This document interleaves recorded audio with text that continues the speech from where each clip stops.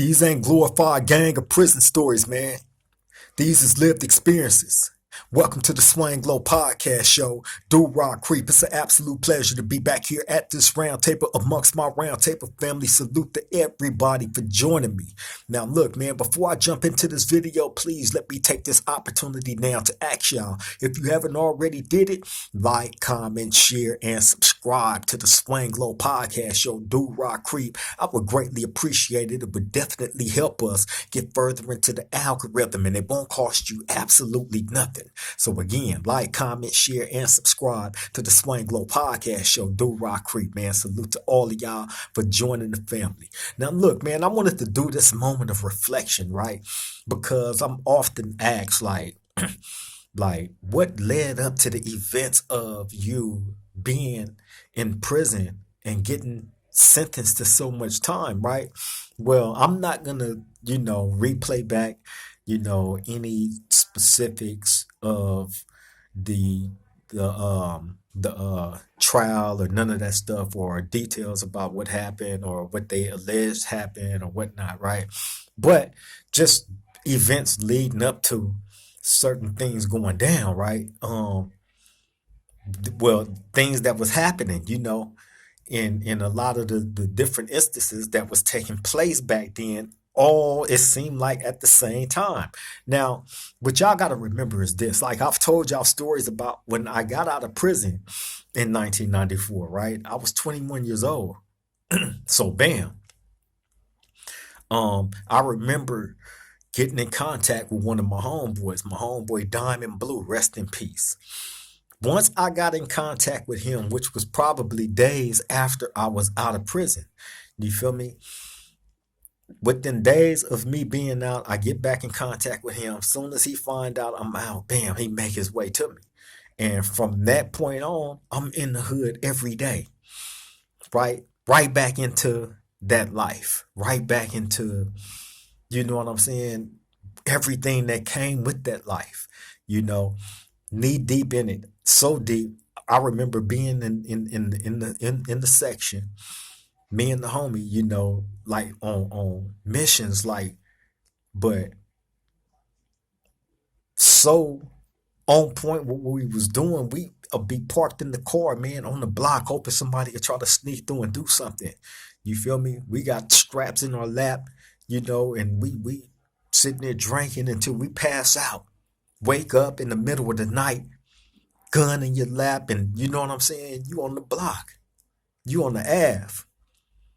You feel me? And I got tired of, nights like that. You know what I'm saying? So I stopped drinking all the hard liquor and all that, right? I wanted to be more alert. If I was going to be out there, I wanted to be on point, on alert and all that. Because even in the section, where we was doing that, we were safe. However, hey, sometimes people will get the upper hand on you, even in your section. You got to be on point. And a lot of times we was just out there, on what we was on and slipping sometime too. Thankfully, them times didn't turn into nothing worse for us. You know what I'm saying? But anyway, yeah, man, I just remember, just being in the section all the time, right? So I remember this one incident, right, that was really, really significant to my mind state and what, the mode I ended up going into, right? I remember this one particular day, us chilling, being at the spot, you know, in the section, and where I used to be at, it was these apartment buildings, right? That's located in my hood in Morovia, right? The high end. Behind this little shopping plaza, right? And within this shopping plaza was this one shop that we all went to called Viva, right? So anybody that's from out there, from where I'm from, y'all know where Viva at. So the apartments right behind Viva on Cypress and Alta Vista, right there on the corner. That's where I was at, and I was up on the third floor. So bam, I remember one day we up there chilling, and I remember this female coming up there, right? and telling us like she was all hyped up, like, hey, it's some dudes down the street, you know, it's they out there deep, you know what I'm saying? It's a gang of them out there, and so I'm telling her, like, so what? It might be the homies, you know what I'm saying? I'm not thinking like it's gonna be no enemies of ours that's gonna be out there deep like that, you know what I'm saying? Not unless they just looking for it. You feel me? And so I didn't think nothing of it, but she insisted on, us checking it out, right? So um it finally got to the point in the conversation, like me telling the homies, like, man, like, F it, come on, let's go down here and see who this is. You feel me? It was to the point where I didn't take it serious enough to where I felt like I had to take a weapon or nothing, right? I don't believe none of us had a weapon on us at this time. So, bam, we go down the street, and on the way, walking down there, we see the homie Smoke Low from Altadena Block standing out in front of these apartments where his girl stayed at this particular time, right? Shout out to my homie Smoke Low, man, from Altadena Block. He's standing out there in front of her apartments. So he like, what's up, bro? Like, so we telling him, like, we finna go down here and, see who down here. This female came and told us this and that, whoopty wham. So he like, shit, I'm gonna push with y'all. So we like, all right, come on. So we make our way down there, right? And we get into the apartments. And as soon as we hit this corner, bam, that's when we see all these dudes standing out there, right? So we looking like who is that? So bam, we push up on them. Right? Now, mind y'all, I'm still fresh out of prison. I'm still fresh out. You feel me? So, but I walked around like I had really conquered, like, you know, going to prison and making it through that, and getting back out even harder and tougher. That's at least that's how I felt like, it it was, right, with me at that time, right? So bam, this is how I'm pushing.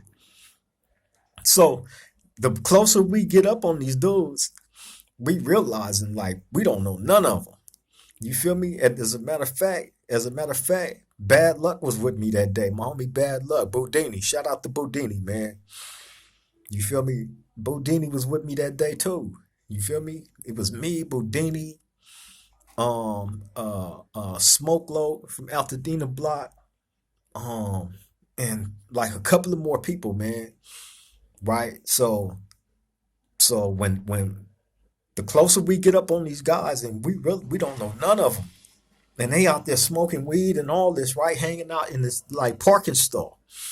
You feel me? So we push up on these dudes aggressively, mind you, with no gun. So when we push up on them, we like letting them know what it is, right? And at the same time, when we letting them know what it is, we hitting them up like each one, like, where you from, bro? Where you from? Where you from? Right? And they all like, hey, we not out here for that. We not tripping on no gang banging stuff, bro. We not tripping on that and this and that and whoopty wham, right? They saying they had just came from a funeral, and that they was out there, I guess, like with their family after the funeral, right? But this is all dudes that look like they gang, but they all did have black on, right? So so um when while we hitting them up, it was an older one. He was right there. He was like, look, he like, man, he like, we respect this y'all hood and this and that. You know what I'm saying? We not out here tripping like that, bro, and this and that, and what we wham, right? So I'm like, I tell the homies, I'm like, man, you know what? Come on, let's bounce. So, cause I see like, they not tripping, but I seen one slide off, and when that one slid off, you feel me? While we in the midst of talking, I'm telling the homies like, come on, let's bounce. So right when I say that, that one that slid off ran back out with a cannon, right? He come back out with a cannon. So bam.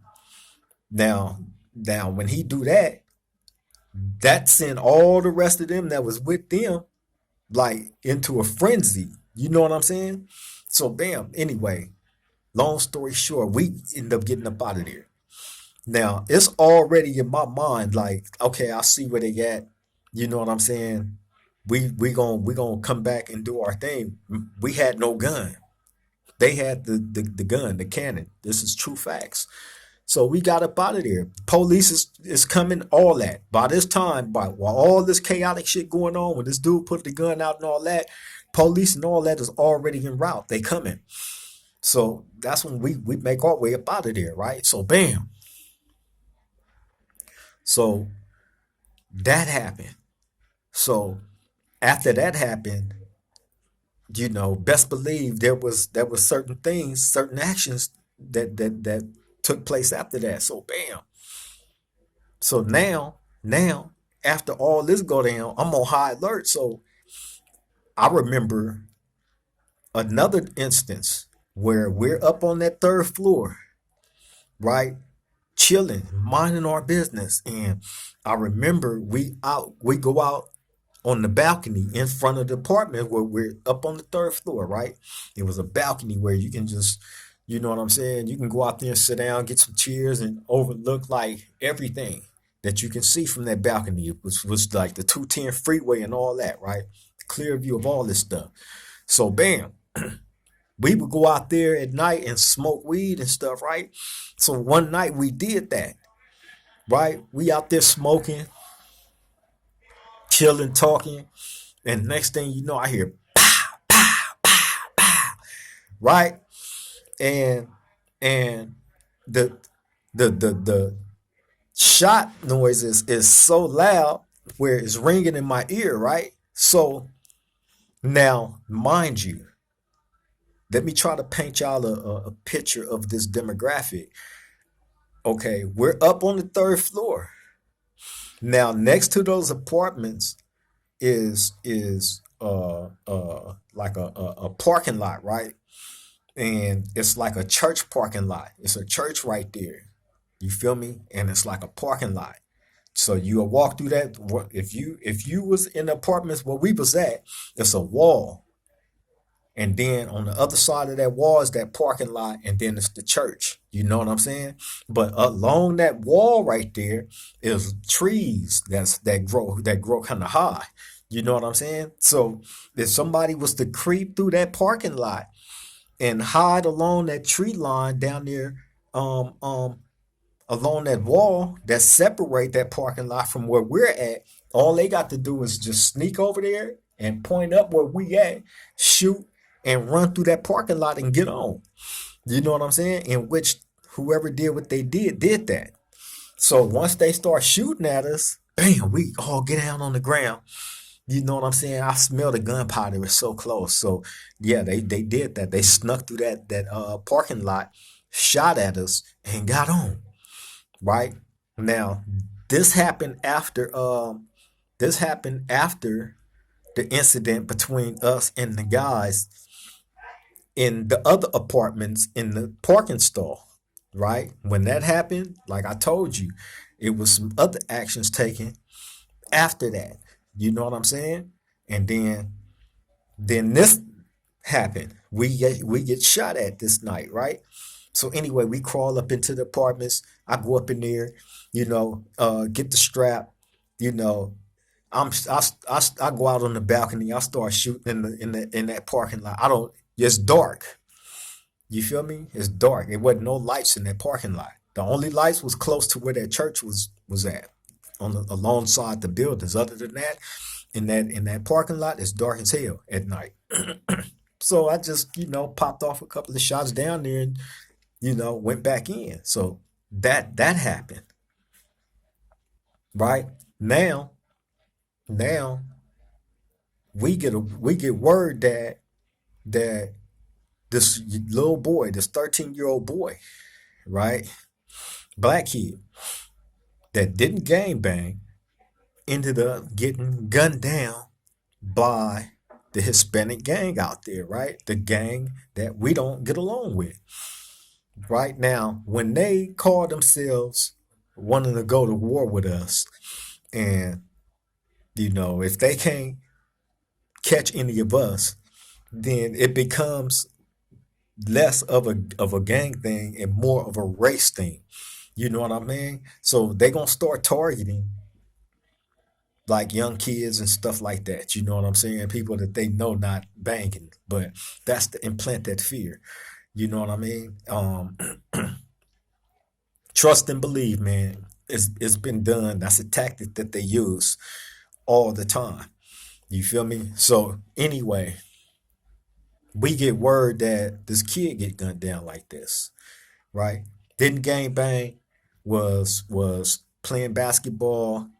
He had went to this specific area, was waiting on his mother to pick him up. You know what I'm saying? After his basketball practice, something that they normally did. And while he's standing there waiting, you know, holding his basketball gear, they drove up and shot him to death. Right? So bam, now the tensions is in the air hot behind that, along with all this other stuff that's going on. So my mind state is, you know, I'm on some other stuff, right? So bam,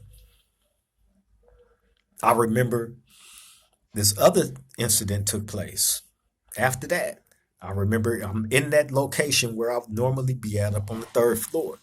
Now, from that apartment where I used to be at, the view that I had, if I looked out the living room window, was two different streets that collided with each other, right? Which was Cypress and Alta Vista, right behind the store Viva. So everybody that's from out of that community, Morovia, y'all know where Viva is at. So the apartment is right behind Viva on Cypress and Alta Vista. That's where I used to be at, up on the third floor. So y'all know I had the view of both of these streets. You know what I'm saying? Coming and going. So bam, I remember this one day looking out that window and seeing this guy walking in the middle of Cypress with this young lady who was white, but you can tell that she was gang affiliated because she had cornrows in her hair and the way that she was dressed. And I heard her say a few words. She sounded like she was gang affiliated. So anyway, these two was walking in the middle of the street. And I see the young man, and I'm like, that ain't one of my young homies. He don't look familiar to me, right? So, I'm curious on who he is because of everything else that's going on, you know, in this area that I told y'all. We done got shot at. We done had this back and forth with these other guys. You feel me? So it was so much going on. I don't know who's doing what. So anything that's coming and going through this area right here, I'm on it. So when I seen him, I'm trying to get his attention. Hey, hey, I'm screaming down there, right? So as they walking, I guess he felt the need to put the extras on how he responded to me trying to get his attention because the young lady was right there with him, right? I guess he felt he had to impress her because as I was trying to get his attention, I'm asking him like, "Hey, hey, where you from? Where you from?" Right? And she's looking at him as if like, "Are you gonna tell him?" Right? So bam, he stopped and he looked up at me, right? In a very aggressive way, and then going about his business. He walked off, right? So I'm like, hey, where you from, homie? Where you from, right? He kept going. So I found myself um grabbing my gun, tucking it and running down all those flights of stairs as fast as I could, right? Running, running, running, running, running, because I'm finna catch up to this dude. You feel me? Running, running, running, fast as I could down them stairs, right? While tucking that gun. So bam, finally I get down to ground level and I remember running up the street. I'm running up Alta Vista, right? Those of y'all that's from out there, y'all know where I'm going. I'm running up Alta Vista. I passed the alley, and then there used to be a Lucky's grocery store right here, and then right next to that was a Winchell's, right? So I'm running up past that Winchell's. By the time I catch up to him, he right there in the Lucky's grocery store parking lot. Him and the female. They trying to walk through that parking lot. That's where I catch up to him at, right? And I make my way right in front of them, stopping them both in their tracks, pulling the gun out on dude, right? And I remember saying what I said to him, you know what I'm saying? And him like standing with his hands in the air saying, I ain't from nowhere, I ain't from nowhere, right? So the young lady that was with him, she's screaming like, "Yo, he's not from nowhere. He's not from nowhere," right? And I just remember telling him like, next time somebody asking you, you know what I'm saying? You better answer up, fool. Don't be walking around here like you banged out. You know what I'm saying? I remember saying something like that to him, right? And then I real this is broad daylight, by the way. Cars is coming and going. We're inside of a grocery store parking lot. Cars and people was coming out with their food and all this and that. We're in the middle of the parking lot, right? Huntington is right here. Cars is coming and going, right? So anyway, by the time I come back to it, I look around and I see all this. I'm like, I'm tripping, right? So I tuck the gun and I run off. I get on, right? Go back to the spot. So now I'm paranoid because this just happened. I don't know if people have called the police and this and that, right? So now I'm up there just, you know, tucked away. So anyway, that happened. So bam. Now, mind you, the situation had already taken place where the Hispanic gang had unalived the young 13-year-old kid, right? So now you got all these different things going on, man. And we in the midst of, these wars and at the same time trying to figure out how to make money. You feel me? So I called myself investing in, the weed game, in which I ended up getting hooked up through my brother and the homie rest in peace from Altadena Block Den. You know what I'm saying? And they basically helped me get on my feet as far as getting into the weed game and selling the weed. You know what I'm saying? At that time, I had my then girlfriend trying to sell weed and all that for me. You know what I'm saying? My plan was always to, you know, grind, get up out that environment. You know what I'm saying? And you know, I had plans. However, those plans did get derailed with all the other stuff that was going on. You feel me? I placed myself smack dead in the middle of toxic environment. You feel me? An environment that definitely required you to stay on point, be on point, you know, and you had to really, really like be ready to go there at the drop of a dime, man. Those are not just the only accounts that happened at that time. There's a whole bunch of stuff that I can't even put into, you know, this story. Everything ain't for YouTube. However, just imagine being 21 years old. You feel me? And out in the streets like this, fresh out of prison. You feel me? I didn't even take the opportunities that I should have been taking on going to look for a job, employment. You know what I mean? And instead of trying to take the easy route, because I seen how my brother and them was doing it. So I'm like, man, these dudes sit around and play video games and make money all day. I want to do that. Fresh out of prison too. You feel me? And that's how they was doing it. You feel me? They was doing their thing. I'm fresh out. I'm hanging with them and I'm seeing this and I'm like, I wanna, yeah, why not? And I made an investment. You feel me? But before I was able to, you know, um, level up in that and get to where, the goal that I had always had planned out, everything just kept getting derailed with all this other stuff that was going on. These people shooting at us and us getting into shootouts and going back and forth and you know what I'm saying, with this gang and this gang and this gang and that gang all at one time. You feel me? It was like all hands on deck. And times was crucial, man. Times was really crucial, but that's what happens when you're living that life.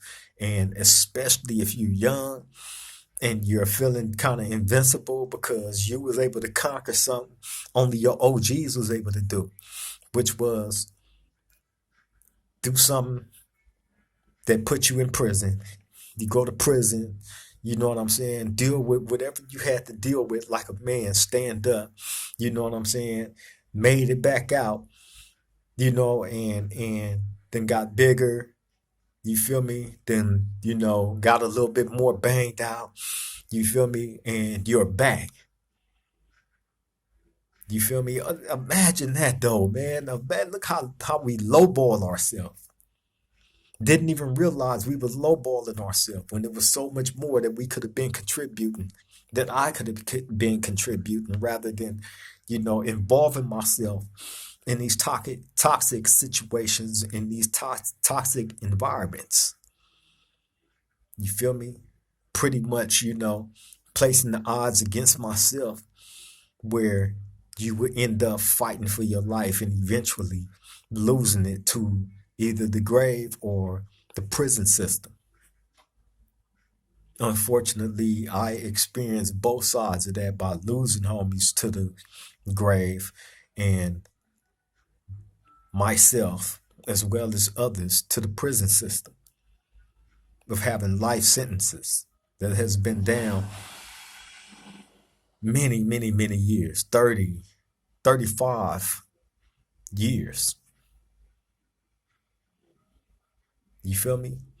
So yeah, man, that's why I give y'all these stories, man.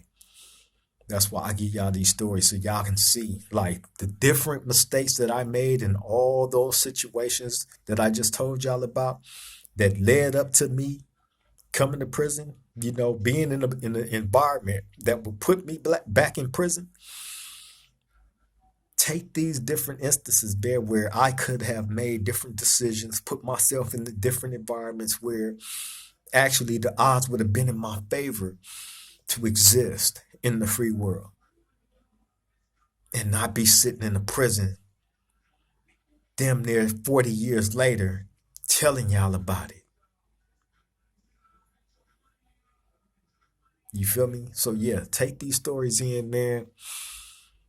Try to make sense of it, but don't ever put yourself in a position where you have to be in somebody's prison going through all, the different mental situations you're going to have to go through by having a life sentence. Take those stories in. If you've ever been in a situation like that, or you find yourself being in a situation like that, you'll know like he messed up by making that mistake right there. So I'm going to make a better one by not even, you know what I'm saying, doing this or putting myself in that toxic environment. You feel me? That's it. That's all, man. Just trying to help those that need it. You feel me? But yeah, I just wanted to bring that to my roundtable family, man. I've been missing y'all, had to take a day off. It was too much going on in here, man. The devil will stay working. He would definitely try to, derail you by all means. But, you just got to be resilient, man, and, stay moving in your faith and keep moving forward. You know what I'm saying? And that's in all facets of life. For real, for real. But look, I'm finna let y'all get back to y'all day. I love and appreciate you all for showing up. Thank you for giving me your time, man. Hopefully, I was able to give y'all a visual of the different things that led up. Of course, I didn't get into the case and none of that, but those are definitely the things that led up to me being in a situation where I ended up getting 225 to lives plus 16. You know what I'm saying? Not the 100 like I was looking at, but definitely the 66. You feel me? To life. But we definitely fighting hard to regain that freedom. You know what I'm saying? And the positive push in all directions will continue, far beyond these walls. I promise y'all that. You feel me? But again, I'm going to let y'all get back to y'all day. Love and appreciate you all. Thank you all again for showing up, man. Y'all take care, stay safe, and let the people that's in your life know how much you love and Appreciate them while you can because tomorrow's promised to none of us. Remember that. On that note, I'm finna get up out of here. Love and appreciate you all. Till the next time we meet at this round table, y'all stay safe. I love all y'all. Triple game.